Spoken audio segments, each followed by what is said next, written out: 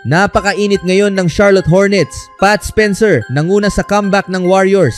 At Bucks gustong makakuha ng mas malaki sa off-season ang target para i-trade si Giannis.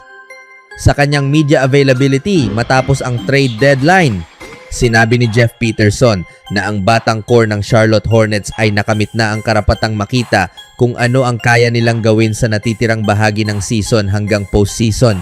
Pinatunayan ng Hornets ang lakas ng kanilang core matapos manalo ng ikawalong sunod na laro, kabilang ang madaling panalo kontra Houston kahit kulang ang guard rotation. May nabubuong espesyal sa team, nakatalo na sila ng 5 sa 6 na top team sa Western Conference at kayang makipagsabayan kanino man, kahit saan.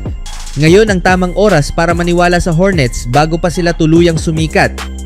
Pinuri ni Charles Lee ang disiplinado at komplikadong opensa nila na patuloy na nagpapahirap sa depensa ng Houston sa pamamagitan ng maraming offensive actions at elite individual talent.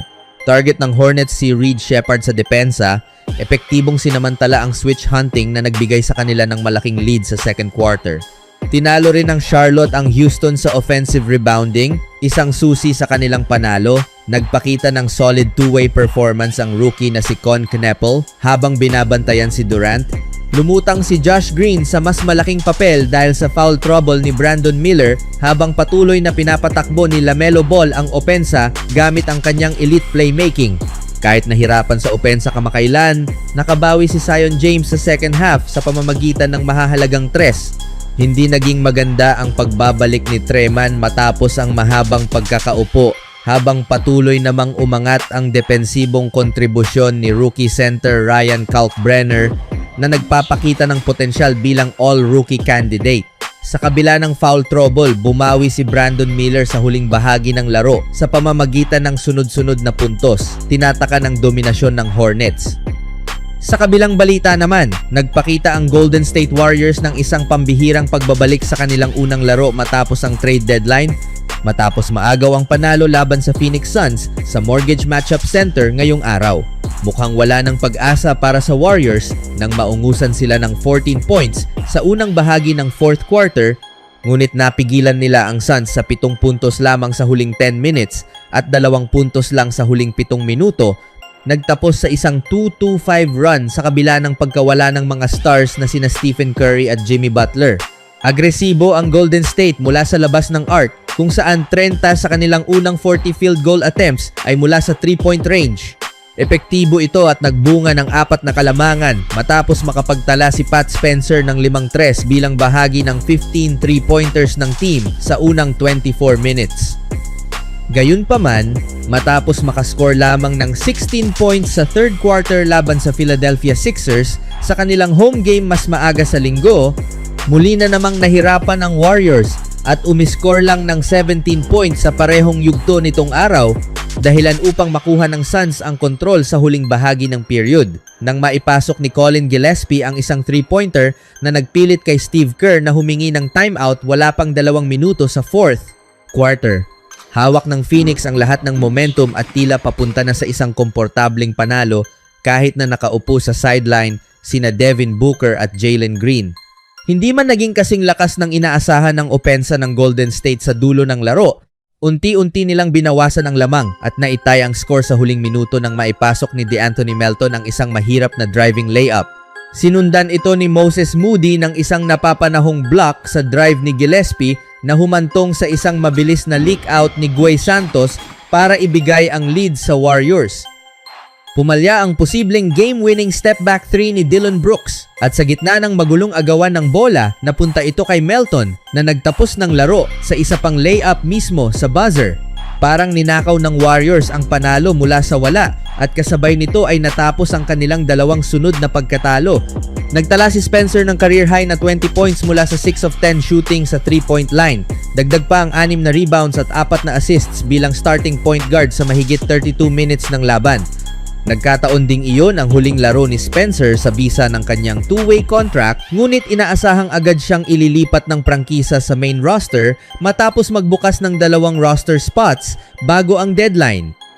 Ipinagpatuloy naman ni Santos ang kanyang kahangahangang porma sa mga nakaraang laro na may 18 points, 4 na rebounds at 7 assists mula sa 6 of 9 shooting at 3 of 6 mula sa 3. Samantala, nagtala si Melton ng 17 points at 3 steals sa kanyang unang start ng season.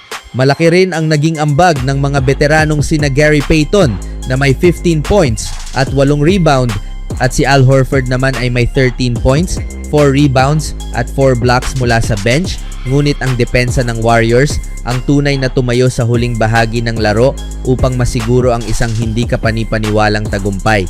Maaring makabalik si Curry kapag hinarap ng Warriors ang Lakers sa Los Angeles ngayong linggo, habang inaasahang sasama naman sa team bukas si Kristaps Porzingis matapos ang kanyang trade sa prangkisa kahapon. Speaking of Porzingis, hindi sana nakipag-trade ang Golden State para sa kanya kung inakala nilang makukuha nila si Giannis Antetokounmpo bago ang deadline. Hindi nila inakalang seryoso ang Bucks sa pag-trade ng 31 years old superstar at lumabas na tama sila. Ilang oras bago ang deadline, iniulat ng ESPN NBA insider na si Shams Charania na ipinahiwatig ng Bucks sa mga interesadong teams na pananatilihin nila si Antetokounmpo. Nang unang mabalitaan ng mga fans ang Porzingis trade, natakot sila na baka ibig sabihin nito ay wala na sa mesa ang posibleng deal para kay Antetokounmpo.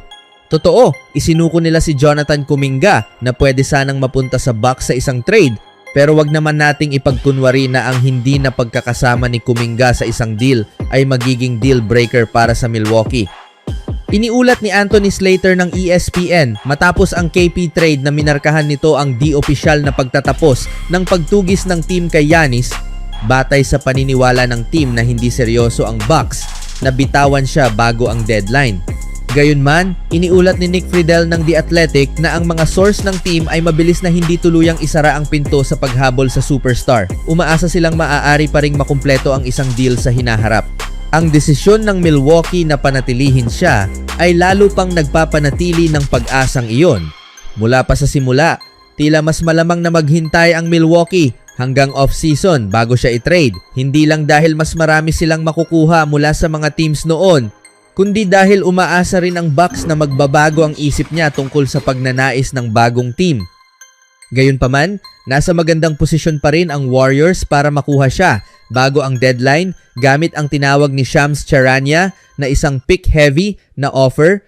Wala man silang ideal na mga batang players para sa Bucks, may mga asset naman sila.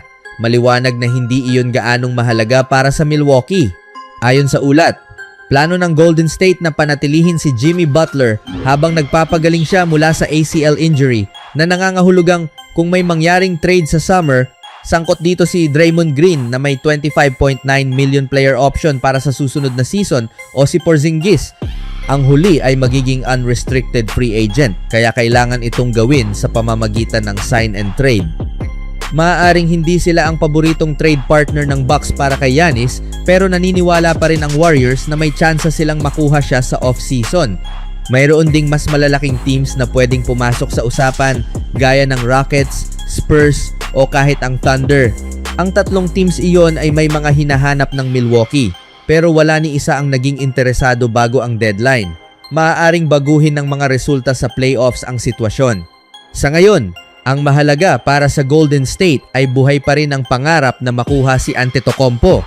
Mahirap man itong mangyari, pero sabi nga, huwag magsabing imposible